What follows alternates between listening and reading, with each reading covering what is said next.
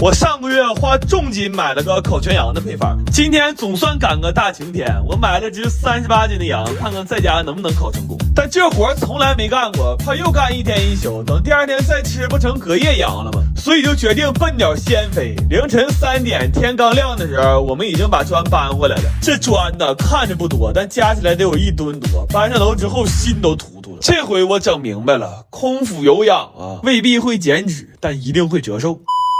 后来搭槽这个过程证明了一个事儿，就我们几个这个智力啊，那只能说有但不多。3点就给砖搬回来了，没想到13点的时候还他妈搁这研究砖呢。得亏我哥来的早啊，他来之后20分钟就给解决了，他算是给这全羊保住了。他要是不来，我们下午可能就改成磨刀剔骨串羊串了。然后晚上吃饭回来好多人嘛，我们搬出了待客的最高礼仪，就是石磨豆浆。过程就不细学了，那天看着小胖惊喜4连直播的算是掏上了。后来手机热的都需要保护了，我们还在那拉磨呢。事实证明，人类站在食物链顶端是有原因。就这天换头驴来，估计都得累吐了，但我们却奇迹般的挺住了。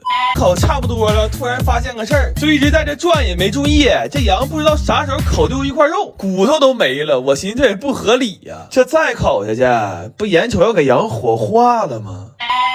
完这羊让我们烤的也没啥卖相，就干脆把料全撒上了，看着不好看，但吃起来贼香。然后今天最大的惊喜就是我把后院收拾出来了。我租这个房子的时候就是为了这一刻呀，这个氛围感太好了。但今天这个生物钟也是大爆炸呀，原来都是1天1宿，今天是1天1宿，1天还不一定喝到几点。本来寻今天吃饭早能调作息，这还调个嘚儿了，一起摆烂吧。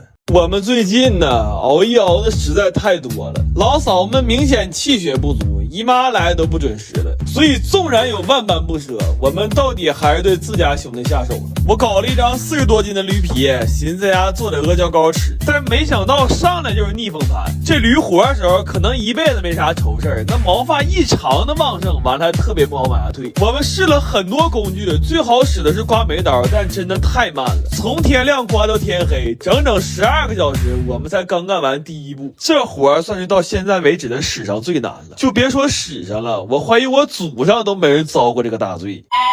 然后这驴皮焯完水之后，不知道为什么翻出了一层黑的杂质，而且特别难去掉。就我的刀已经磨得很锋利了，但是在处理驴皮的时候，那叫一个削都削不动。这比刚才刮驴毛还变态，因为这个速度实在太让人绝望了。真的，我来到这美丽人世间也1万来天了，我感觉我从来没这么绝望过。就这个驴如果有在天之灵，我特别想发自内心的跟他说一句，咱本是同根生，相煎何太急呀，哥们儿。干了1天1宿啊，我们居然刚干完的准备工作。然后《本草中国》里讲，这需要熬9天9夜。我现在就别熬到第5天的时候，我们实在坚持不住了。我本来以为这个环节里没啥活呢，但这2天突发状况太多了，整的人都磨着了，睁眼睛厕所都不上了，就惦记驴皮。然后这些驴皮一共熬出了将近5斤的阿胶，据说加工成阿胶块，这些东西能值上万，但这钱谁爱挣谁挣的，我肯定是不挣了。再熬下去啊，阿胶是值钱了，我可能也变无价了。后来这爹成型的时候，我眼泪都要掉下来了，整整干了8天呢。从干到吃上，这完全是一个气血对冲的过程。要不怎么说阿胶是熬出来的呢？我发现这冻丝放这儿可太合理了。等这些吃完了，要再想吃，我肯定出去买去。外面卖的最多就是阿胶少、营养少，没啥别的毛病。但要说再让我拿驴皮熬一次呀，那整不好人都给熬没了。我最近特别想吃烤鸭，但是饭店动辄188一只，吃一顿就给我兜掏稀碎，所以我高价买了个商业版配方，打算在家实现烤鸭自由。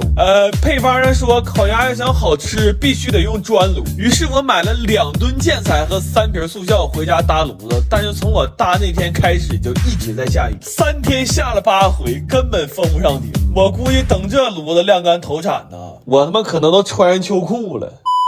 后来我和鸭子都有点等不及了，就决定路见不平绕道而行。我直接买了个烤鸭炉，然后这配方特意强调了，就一定要把气儿打匀。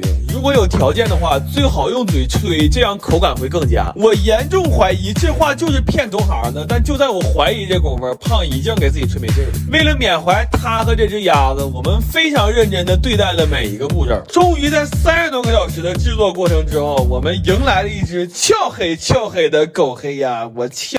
哎呀我！后来我又失败了几次，但我想通了一个事儿，就火候肯定不是3、2天能掌握的，我们应该扬长避短。我们的长项是熬啊，所以第2天8点，一人一个小板凳，准时回再开盖，鸭子终于成了。烤得越来越好，还给邻居送2只。当然，前面那几只也没白牺牲，在实现烤鸭自由的路上，还收获了一波鸭架糖自由。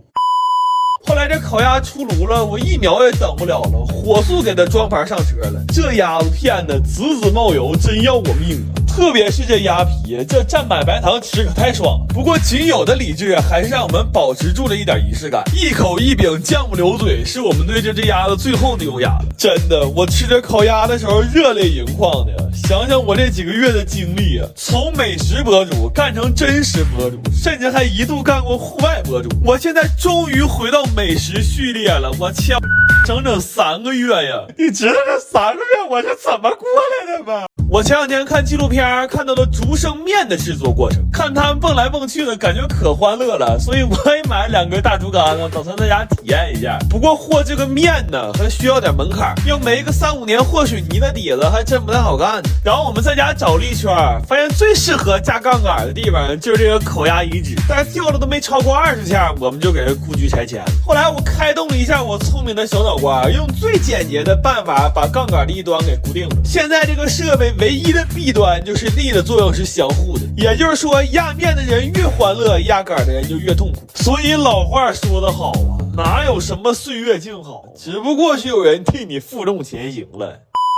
然后这么压太累了，我们其实还尝试了一下豚生面，但这面团太硬了，试了几下之后差点没给后胸磨平了。我看纪录片里讲，老师傅35分钟就能压10斤面，但我们却整整折腾了8个小时。接下来就可以用压面机了。我其实怀疑过这玩意儿是不是从一开始就可以代替竹竿，但人太多我也没敢声张。再一个刀头好像也买错了，这看着也不像竹升面呢，就这宽窄，这怎么看怎么像珠江面呢？后来我寻思珠江就珠江吧，4个人已经凑不出一条好腿能接着竹升了，然后就准备吊汤做云吞了。这会儿我们已经累懵了，这一瓶水说干面已经奔珠江去了，这云吞吧我都不好意思说，学了1个多小时包成这熊样，就我们包这玩意儿，吃云吞的和吃馄饨的看了都沉默了。